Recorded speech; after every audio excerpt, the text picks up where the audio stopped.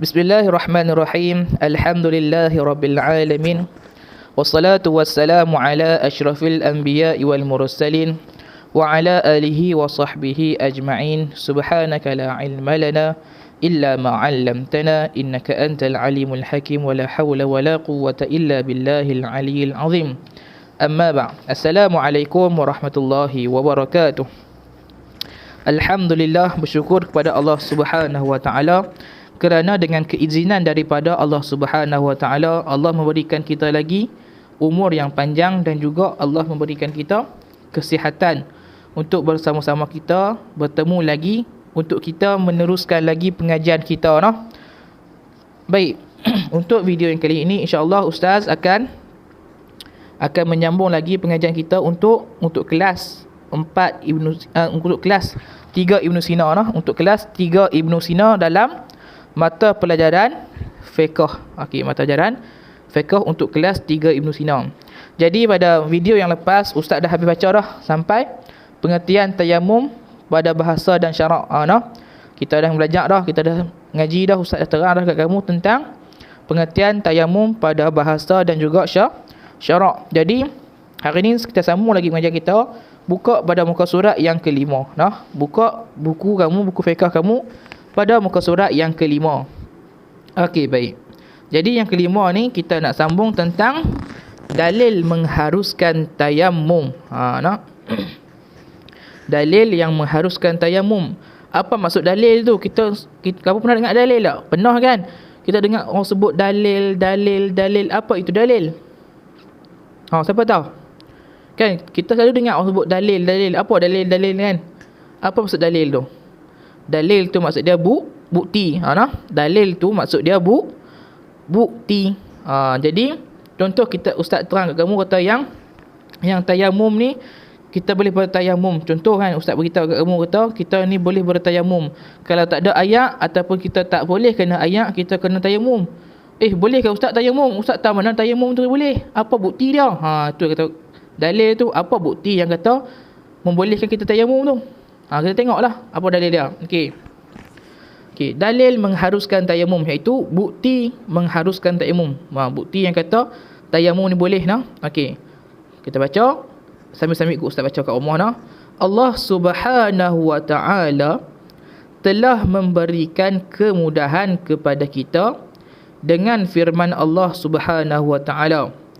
Wa qala Allah taala wa in kuntum junuban fattahharu وإن كنتم مرضى أو على سفر أو جاء أحد منكم من الغائط أو لامستم النساء فلم تجدوا ماء فتيمموا صعيدا طيبا فامسحوا بوجوهكم وأيديكم منه ما يريد الله ليجعل عليكم من حرج ولكن يريد ليطهركم وليتم نعمته عليكم لعلكم تشكرون. Okey. Jadi ni ayat Al-Quran. Okey, dalil dia apa dah? Bukti dia Allah bagi tahu kat kita dalam Al-Quran, iaitu daripada surah Al-Maidah ayat 6. Okey, apa maksud dia? Dan jika kamu junub ataupun itu maksud dia berhadas besar, maka bersucilah dengan mandi wajib. Okey. Tu yang pertama. Dan jika kamu sakit tidak boleh kena air atau dalam perjalanan atau salah seorang daripada kamu datang dari tempat buang air atau kamu sentuh perempuan sedang kamu tidak mendapat air. Lagi kita sambung sikit lagi. Saya kisah terang Untuk berwuduk dan mandi, maka hendaklah kamu bertayamum dengan tanah, iaitu debu yang suci. Usaplah wajahmu dengan tanganmu dan tanganmu dengan debu itu. Allah tidak ingin menyukarkan kamu, tetapi Dia hendak membersihkan kamu dan menyempurnakan nikmatnya bagimu agar kamu bersyukur. Okey, baik. Kita tu ustaz baca maksud dia tadi. Okey, kita tengok sikit-sikit apa yang diterangkan dalam ayat Quran tadi tentang dalil mengharuskan tayamum. Okey. Dan jika kamu junub berhadas besar, maka bersucilah dengan mandi wajib. Okey. Berhadas besar. Ingat no? Hadas dia ada dua, iaitu hadas kecil dan hadas besar. Okey. Cara kita nak bersuci dengan hadas kecil, kita kena ambil wuduk. Tu no. Cara yang pertama, iaitu cara untuk kita menyucikan diri daripada hadas kecil, kita kena mengambil wuduk. Dan yang kedua, hadas besar, kita kena mandi wajib. Jelas no? Hadas ada dua, kecil dengan besar. Hadas kecil kita kena ambil wuduk, hadas besar kita kena mandi wajib. Okey. Sama lagi. Dan jika kamu sakit, tidak boleh terkena air atau dalam perjalanan. Okey. Contoh kita ni, kita sakit. Kita tak boleh nak kena air. Macam mana kita nak ambil wuduk? Macam mana kita nak mandi wajib sedangkan kita ni sakit, contoh luka, tak boleh kena air? Macam mana kita nak buat? Kita kena bertayamum. Kenapa? Bertayamum. No? Apa itu tayamum? Kita tengok. Kita terang itu tayamum kan? Okey, kita tengok tak? Okey. Tambah lagi. Atau salah seorang daripada kamu datang dari tempat buang air, ataupun kita ni baru lepas kencing, ataupun kita ni baru lepas berak. Maknanya kita dalam keadaan kita berhadas kecil lah. Okey, kita contoh kita ambil wuduk. Lepas tu bila kita ambil wuduk, kita dah suci daripada hadas kecil. Mana? Bila kita ambil wuduk, kita dah suci daripada hadas kecil. Lepas tu tiba-tiba sakit perut ataupun nak terkencing, kita pun masuk dah tandas, kita berak kencing. Bila mana kita berak dengan kencing, kan? Maka wuduk kita tadi pun terbatal. Bila wuduk terbatal, kita kembali kepada dalam keadaan hadas yang kecil. No? Kita ada wuduk, kita dah suci daripada hadas kecil. Lepas tu kita nak terberak ataupun kita kencing. Jadi kita pun pergi tandas, kita kencing. Bila mana kita kencing atau berak, maka wuduk tadi terbatal. Bila wuduk terbatal, maka kita kembali dalam keadaan hadas yang kecil. No? Ingat. Okey. Ataupun kamu sentuh perempuan sedang kamu tidak mendapat air. Contoh kita ni kita tersentuh dengan orang perempuan. Laki tersentuh perempuan, perempuan tersentuh laki. Contoh Contoh mak ayah kamu kan dah kahwin, boleh pegang lah, tak apalah. Ayah kamu dengan mak kamu pergi ambil semayang, kan? Pergi ambil wuduk, lepas tu tersentuh, maka batal lah wuduk tu. No? Maka batal lah wuduk. Jadi mak ayah kamu kembali kepada hadas kecil, kena ambil yang semayang lain. No? Tapi tu kalau ada ayak. Tapi kalau tak ada ayak, kena buat apa? Kena bertayamum. Ingat no? Contoh kita ingat no, kalau kita sakit. Okey, kalau kita sakit tak boleh kena air, kita kena tayamum. Ataupun kita ni sakit, kita tak boleh mandi wajib, kita kena guna tayamum juga. Yang kedua, atau kita ni dalam perjalanan, kita pergi KL contohnya, kita pergi KL, lepas tu zaman ni area tutup. Area tutup. Jadi kita tak boleh nak berwuduk lah, tak boleh berhenti. Macam mana kita nak berwuduk sebab area tutup kan, Covid kan. Jadi macam mana nak buat? Kita kena tayamum. Yang ketiga, kita ni kencing ataupun kita berak. Lepas tu kita nak ambil wuduk, tak boleh kan? Wuduk tak boleh, kita kena tayamum sebab yang tak ada. Kemudian yang keempat, kita ni tersentuh perempuan ataupun laki tersentuh perempuan tersentuh laki, tak kira lah, sama je dua-dua tu kan. Laki tersentuh perempuan tersentuh laki. Jadi cara kita nak bersuci daripada hadas kecil, kita nak ambil wuduk tak boleh, ayat tak ada, kita kena tayamum. Jelas tak? Okey. Untuk berwuduk dan mandi, maka hendaklah kamu bertayamum dengan tanah. Okey, tayamum ni kita kena guna apa? Tayamum kita gunakan tanah debu yang suci. Cik Ustaz kata lah, debu tanah yang suci. Jangan kita ambil debu tanah yang ada tik kucing pula. Dah nampak rata kucing berak itu, kita pun pergi ambil tanah kat itu, tak boleh. Kita ambil dekat tanah yang suci. Lepas tu, macam mana cara kita nak bertayamum? Ustaz tunjuk. Okey, macam mana kita nak tayamum? Iaitu dia tahu, usaplah wajahmu dan tanganmu dengan debu itu. Okey. Cara tayamum, kita niat tayamum kan. Nama itu at-tayammamu listibahatis salah lillahi ta'ala kan. Kita tepuk debu tanah tu. Okey. Kita tepuk debu tanah, lepas tu kita sunatkan nipiskan dulu. Kita tepuk itu, nipiskan debu tanah lekat kat tangan kita. Lepas tu kita sapu muka kita, usap muka, sapu tu. Okey jelas. Lepas tu habis tu kita kena Rabu buang debu-debu yang lekat dekat tangan kita. Pastikan tak lekat debu dah. Lepas tu kita tepuk pula debu dekat tempat yang lain, ataupun kita ambil bekas lain, tepuk pula. Yang kedua, tepuk seperti yang sama, kita nipiskan dulu sebab sunat. Kita sapu dekat tangan kanan. Tak yang tu, nampak tak? Tak yang tu kan. Tarik sampai siku, terpusing. Mai kat tu, keluar kat ibu jari. Lepas tu tangan kiri pun sama. Tak yang tu.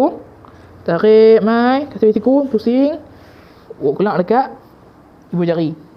Selesai tayamum kita, dua tu saja tayamum. Nah. Dah jelas, faham? Allah tidak ingin lepas tu sama lagi, Allah tidak ingin menyukarkan kamu, tetapi dia hendak membersihkanmu dan menyempurnakan nikmatmu bagimu agar kamu bersyukur. Okey.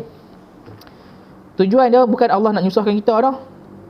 Okey, contoh Allah kata apa? Kalau ayat tak ada, tetap mencari ayat juga, kena untuk berwuduk, kena bersuci. Macam nak buat jenuh kita. Allah kata kalau nak bersuci kena guna ayat juga, tak boleh kena benda lain. Jenuh kita nak cari, susah. Jadi Allah nak mudahkan kita. Kalau ayat tak ada ataupun kita tak boleh kena ayat, kita boleh bersuci juga. Guna apa? Guna debu tanah. Mudah tak? Mudah. Lepas tu tujuan yang kedua, untuk Allah apa? Untuk Allah menyempurnakan nikmat. Sebab nikmat apa? Nikmat tanah. Tanah ni Allah bagi bukan saja-saja. Tanah ni Allah bagi kat kita. Bumi ni dibuat dari tanah ni bukan saja-saja, ada nikmat dia. Contoh dia apa? Boleh tanam pokok bunga. Bila tanam pokok bunga, bila dia naik besar, diteduh tak? Teduh kita, nikmat lah tu. Bila naik pokok teduh, kita boleh berteduh daripada panas, nikmat. Lepas tu bila kita tak boleh kena ayak, kita boleh suci kena guna tebu tanah, nikmat. Semua benda yang Allah buat ni ada sebab dan ada nikmat yang sendiri. Jelas? Okey. Kita tengok sikit muka surat yang ke-6, iaitu tentang syarat-syarat tayamum. Syarat-syarat tayamum ada 4. Okey, yang pertama iaitu masuk waktu sembahyang, kerana sebelum itu belum dibolehkan bertayamum. Okey. Syarat kita nak bertayamum, pastikan contoh kita nak bertayamum untuk solat. Kita nak solat Zuhur. Lepas tu pastikan kena tunggu masuk waktu Zuhur tu baru boleh tayamum. Jangan pula kita kata 5 minit lagi nak masuk waktu ni. Tayamum siap-siap lagi, azan pun yang terus tak boleh. Dia kena tunggu azan dulu, kena masuk waktu dulu barulah boleh tayamum. Kalau kamu tayamum 5 minit nak masuk tayamum, nak masuk tayamum dah. 5 minit lagi nak masuk Zuhur ni, tayamum siap. Bila kamu tayamum lepas tu azan Zuhur, maka batallah wuduk, batallah tayamum tadi. Sebab satu tayamum hanya sah untuk satu waktu sahaja. Kalau kamu bertayamum sebelum waktu dia, bila tukar masuk waktu, contoh waktu Zuhur nak masuk asar, kamu kata 5 minit lagi nak masuk asar ni, tayamum siap. Daripada waktu Zuhur tu kamu tayamum. Bila mana kamu tayamum dalam waktu Zuhur, walaupun kamu dah solat Zuhur dah. Lepas tu kamu kata 5 minit masuk asar, tayamum siap. Kamu tayamum dekat waktu Zuhur, tiba-tiba bila azan asar, tayamum kamu tadi batal. Sebab kamu tayamum bukan pada waktu dia. Nak tayamum kena ikut waktu. Nak tayamum untuk solat subuh, tayamum waktu subuh. Nak tayamum untuk solat Zuhur, kena tunggu masuk waktu Zuhur baru boleh tayamum. Jangan pandai-pandai pergi tayamum awal. Tu yang pertama. Satu tayamum hanya sah untuk satu waktu solat saja, dan juga satu tayamum hanya sah untuk satu solat saja. Contoh kamu dah masuk waktu Zuhur. Okey, habis azan Zuhur kamu tayamum, kamu solat. Bila habis kamu solat Zuhur tu, maka batallah tayamum kamu tu. Kamu tak boleh guna tayamum yang sama untuk solat asar. Lagi nak solat asar kena tayamum lain. Satu tayamum hanya sah untuk satu solat dan hanya sah untuk satu waktu solat sahaja. Ingat satu tayamum hanya sah untuk satu waktu solat dan hanya sah untuk satu solat. Habis solat tu batal tayamum kamu. Bila habis waktu solat tu, maka batal tayamum kamu, kena tayamum lain. Jelas Boleh faham? Yang kedua, berusaha mencari air terlebih dahulu. Nak tayamum ni bukan boleh tayamum lah. Contoh ayat tak ada dekat rumah, ayat tak ada. Kamu nak ambil semayang, nak ambil ayat semayang dekat rumah, tiba-tiba dekat rumah ayat semayang, dekat rumah ayat tak ada. Dekat rumah ayat tak ada. Jadi kamu kena pergi cari ayat dulu. Contoh kat rumah ayat tak ada, pergi cari rumah tok wan. Rumah tok wan tak ada, cari rumah jiran. Jiran tak ada, pergi surau masjid. Dekat masjid surau pun ayat tak ada, pergi kat kedai lah beli mineral. Tengok-tengok ayat mineral pun habis juga. Barulah kamu boleh bertayamum. Jelas? Nak tayamum tu, pastikan kita kena cari ayat sampai jumpa dulu. Kalau tak ada, barulah kita kena tayamum. Yang ketiga, ada halangan. Syarat yang ketiga adalah ada halangan. Itu apa? Tidak dapat menggunakan air kerana sakit ataupun lainnya. Yang ketiga, syarat nak tayamum, kita ni tak boleh kena air. Contohnya kita ni sakit. Jadi kita kena tayamum. Dan yang keempat, iaitu menggunakan tanah, iaitu debu yang bersih. Syarat nak tayamum, kita kena gunakan tanah, iaitu debu tanah yang suci dan bersih. Jangan guna debu tanah yang bekas kucing berak ataupun bekas anjing berak. Jelas faham? Jelas okey. Jadi insya-Allah takat dulu untuk video yang kali ini. Insya-Allah lepas ni kita sambung lagi dalam tajuk sama juga, itu tentang rukun tayamum. Hari ni kita habis takat syarat-syarat tayamum. Okey. Jadi Ustaz harap kamu boleh faham. Kalau tak faham, boleh ulang lagi video supaya kamu faham. Okey, baik. Jadi segala yang baik itu daripada Allah Subhanahu Wa Taala, yang buruk itu daripada Ustaz sendiri. Sekian. Assalamualaikum warahmatullahi wabarakatuh.